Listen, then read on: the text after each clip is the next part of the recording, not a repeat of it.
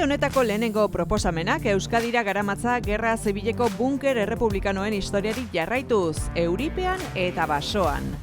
Ondoren, bidea oinez ere egingo dugu, baina oraingoan Liechtensteingo gailurrik altuenera igotzeko, erdialdeko Europako herrialde alpino txikiena. Jarraian, bungee rocketen sentipena orain 25 urte ekarriko dizuegu gogora. Carlos Bikoren bizirik irauteko gomendioa gero, eta bukatzeko Lleida probintziako Pont Cabradís bizitatuko dugu, lehenago estatu batuetatik igarota Red Bull Rampagearen mendi bizikleten jauzi ikusgarri ez gozatzeko.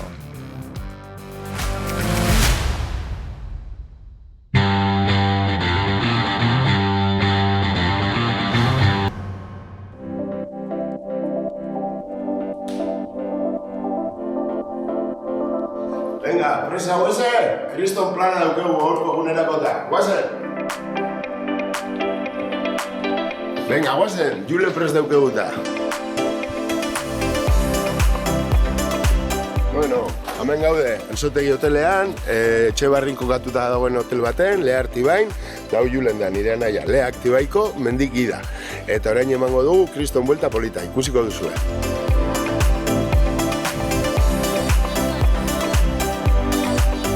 Bueno, justo zuen moduen, hasi dugu ja oinez, ezebez, 21 minitxu gelditzen die markinara heltzeko eta hortxe mongo dotzegu hasiera ja, Zapolara igoera hasteko.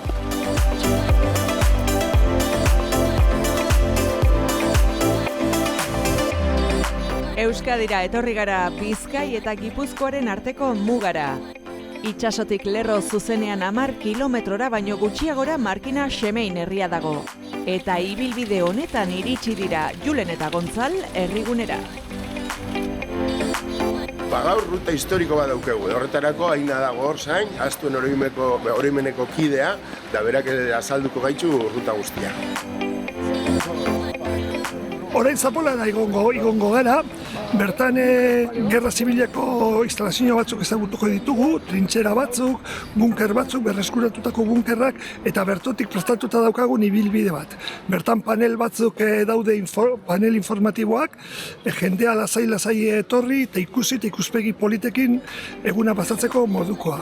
Gerra garaiko bigarren defentsak gudalerroko posizio batzuk dira, eta gure ustez oso interesanteak, Zapola mendian kokatuta ditugunak.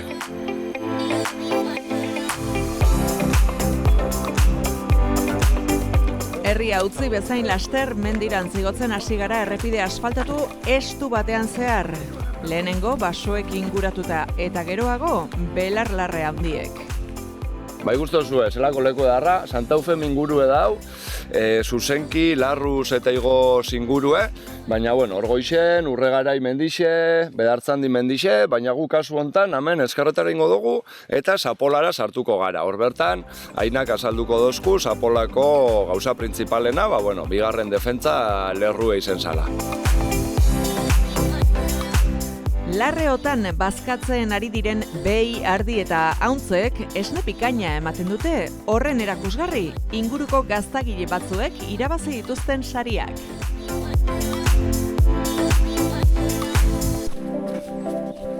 Zerua estalita egoteaz gain, euria ere hasi du. Dan hain berde egoteko eurizien bideu derrigor, eta hori da Euskal Herrien pasetan dizen gauzak. Gaur ezin izango ikusi amendi dau esan bizta danak, baina, behintzete idea bat hartzeko zelaku den inguru eta hori balizoko dugu. Panel honek erakusten dozku pixka bat berton dagoen ibilbidea. Hemen daukegu amendik hasitxe trintxera bat lurrien, hemen gero arkaitzetan harrizien egindako trintxera bat, eta Zapolako bunkerrera helduko gara. Hemen ikustu zuez trintxerak, eta gero bertotik Zapolako gailurretik pasau eta gero ibilbidea hau egingo dugu Zapola azpire. Disfrutango da, ikusiko duzu, venga, gozatzera.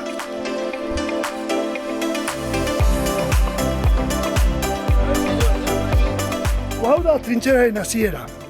Hemen ikusten duzunez, pinotarte honetan lurrean eginda dago trintxera, baina aurreratu ala harria agertzen da, eta harrian zulatutako trintxera bat da, ia 300 metro ditu, eta honen bukaera dator Zapolako bunkerrean.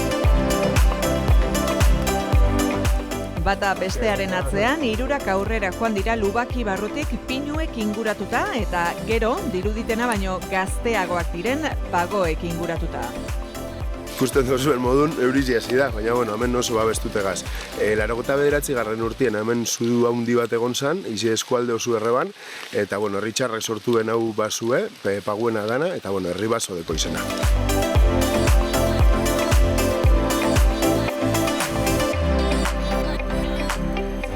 Aurreratua ala, Lubakia gero eta sakonagoa da eta Albertok esan bezala baita arrokan zulatuta ere gune handiago batzuekin.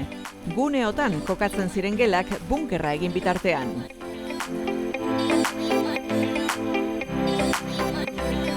Hemen gauz Zapolako bunkerrean. Zapola mendian dagoen bunkerrerik garaiena altuena da berau eta segurati berau izango zen importanteena.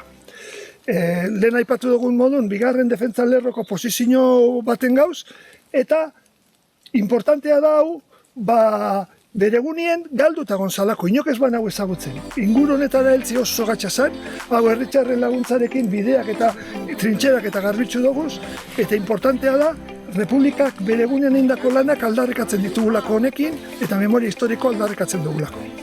Hemen proiektu ezberdinek egiten dugu, eta proiektu bat da ikastetxiekin etortzi ona, pixkat, memoria bilbidea hoitzeko, hori memoria dana galdu ez da isen, ez?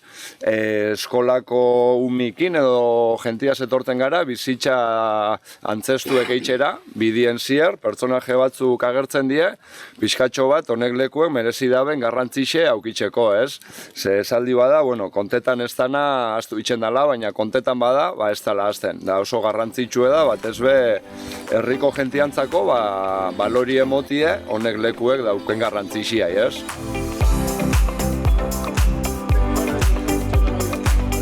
Orain atara gara Zapolako bunkerretik eta bagoa Zapolako gailurrera. Bertan ikusiko ditugu pixka bat, aipatu zezelan hor observatorio postu bat zen, eta gero hortik jongo gara Zapolazpiko bunkerrera.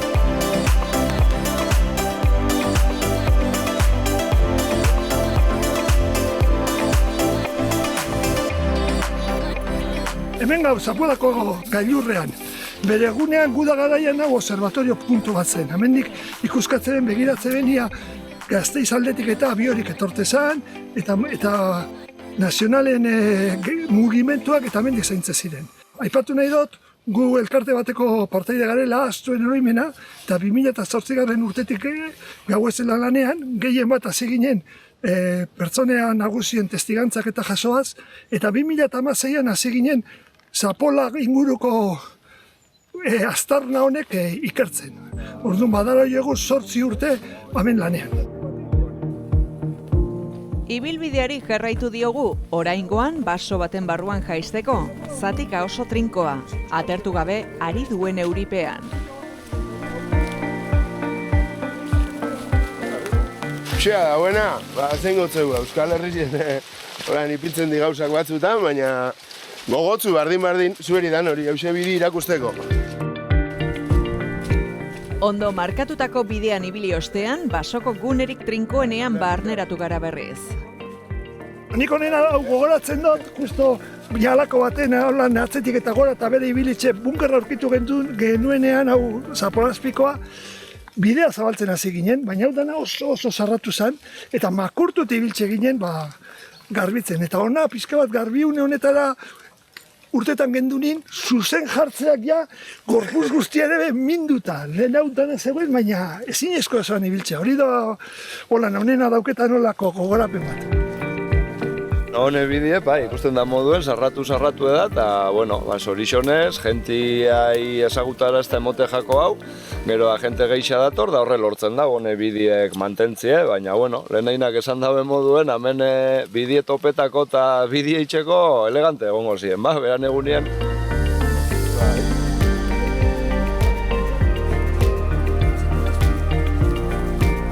Ontxe hemen heldu gara Zapolazpiko bunkerrera. Hau da geupe ezagutzen ez gendun toki hau. Luzero aurkitu ezinik ibili ginena txara zikin zarratu honetan. Zikini ez da, baina zarratu honetan. Eta posizio edo gune honetan ikusteko falta gendun 3. posizioa. guretzako toki berezi bat, hainbeste kostata eta honekin lotu indogu frentearen toki hau. Txirla bat dekegu, ondarra lekitxok ondartzatik ekartze bela esaten dabe, eta, bueno, 36. urtetik dauela hor, zementu ipintzekera, txirli hortxe gatu zen.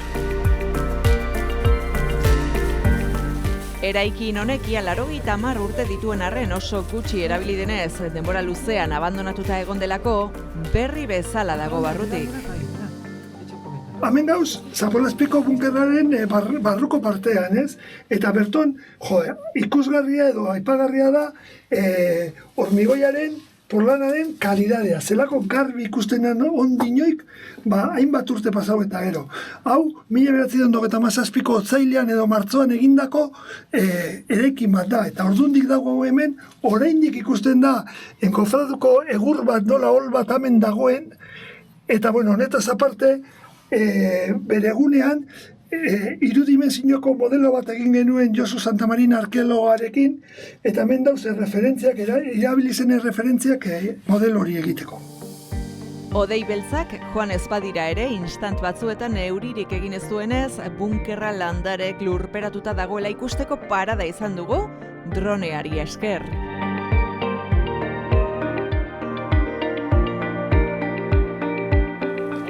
Hemen gauz, Zapolazpiko bunkerraren ondoan jarri dugu panel informatiboaren aurrean.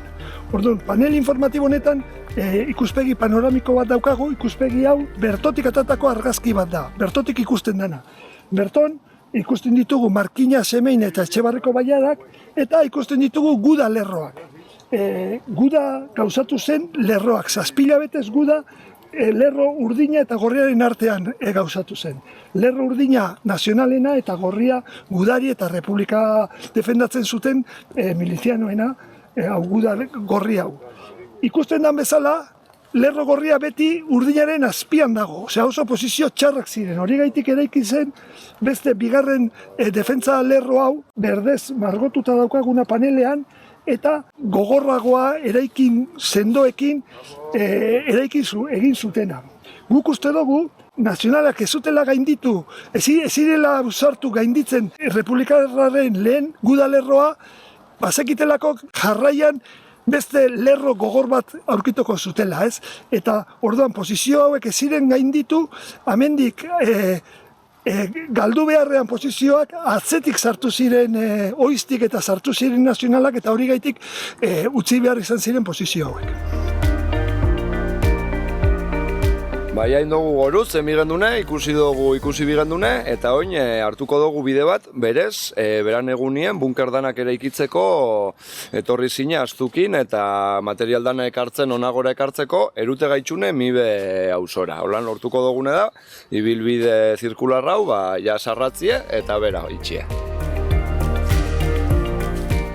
Honela amaitzen da gure gaurko abentura txiki hau. Heldu zein txiki edonork egin dezaken ibilbidean gure historiaren zati diren bunker batzuk ikusteko.